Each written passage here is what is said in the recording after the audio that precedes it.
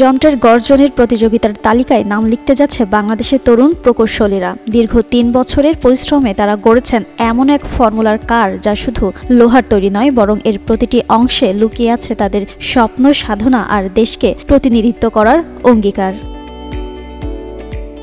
গাজীপুর ইসলামী বিশ্ববিদ্যালয় অব টেকনোলজির শিক্ষার্থীদের হাতে তৈরি ফর্মুলা স্টাইল এই গাড়ি যাচ্ছে চীনের ঝেংঝো শহরে অনুষ্ঠিতব্য আন্তর্জাতিক প্রতিযোগিতায়। রাশিয়া, ইতালি, চীন সহ 14টি দেশের প্রতিদ্বন্দ্বীদের মাঝে বাংলাদেশের এই উদ্ভাবনী রেসিং কার হয়ে উঠবে এক নতুন সম্ভাবনার বার্তাবাহক। আয়োজকরা জানাচ্ছেন, আগামী 8 থেকে 12 অক্টোবর হবে এই প্রতিযোগিতাটি।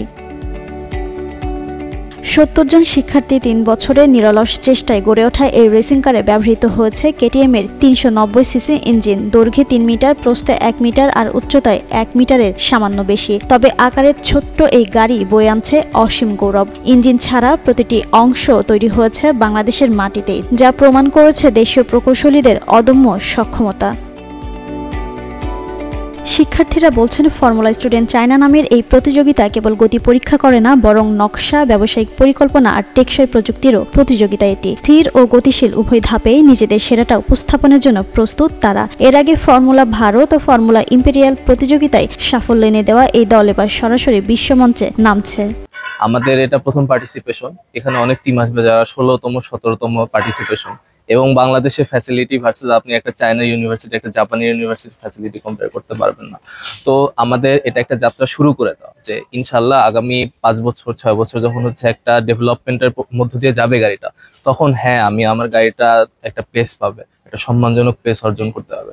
বাট স্টিল আমাদের টার্গেট হচ্ছে নিউ কামার্স অ্যাওয়ার্ডগুলো, যেমন এই ফার্স্ট বার বা সেকেন্ড বার যারা যাচ্ছে তাদেরকে মোটিভেট করার জন্য, যে না তোমাদের ডিজাইন অ্যাকচুয়ালি ফার্স্ট বার হিসাবে বা সেকেন্ড বার হিসাবে অ্যাকচুয়ালি ফুল প্রুফ কিনা, আমাদের গাড়িটা হচ্ছে ইঞ্জিনিয়ারিং ওয়েতে ভায়াবল কিনা, এসবের উপর অনেক প্রাইস দেওয়া হয়। তো আমরা টার্গেট করতেছি ওই প্রাইসগুলো যেন বাংলাদেশে আমাদের টিমের কাছে আসে। বিশ্ববিদ্যালয় কর্তৃপক্ষ বিশ্বাস করে এই যাত্রা বাংলাদেশের শিক্ষার্থীদের জন্য খুলে দেবে এক বৈশ্বিক platform. Mechanical and production engineering বিভাগের প্রধান বলেন, অক্লান্ত শ্রম, একাডেমিক নিষ্ঠা আর সীমিত সম্পদের ভেতরেও শিক্ষার্থীরা প্রমাণ করেছে তাদের মেধার দীপ্তি। চীনের আন্তর্জাতিক প্রতিযোগিতায় অংশগ্রহণ শুধু একটি গাড়ির যাত্রা নয়, এটি বাংলাদেশের তরুণ প্রকৌশলীদের স্বপ্নযাত্রা। দেশকে বিশ্বমঞ্চে তুলে ধরার এই উদ্যোগ একদিন গতি, উদ্ভাবন আর প্রযুক্তির নতুন দিগন্ত উন্মোচন করবে বাংলাদেশের জন্য। জিনাত আরা ঋতু, যুগান্তর নিউজ।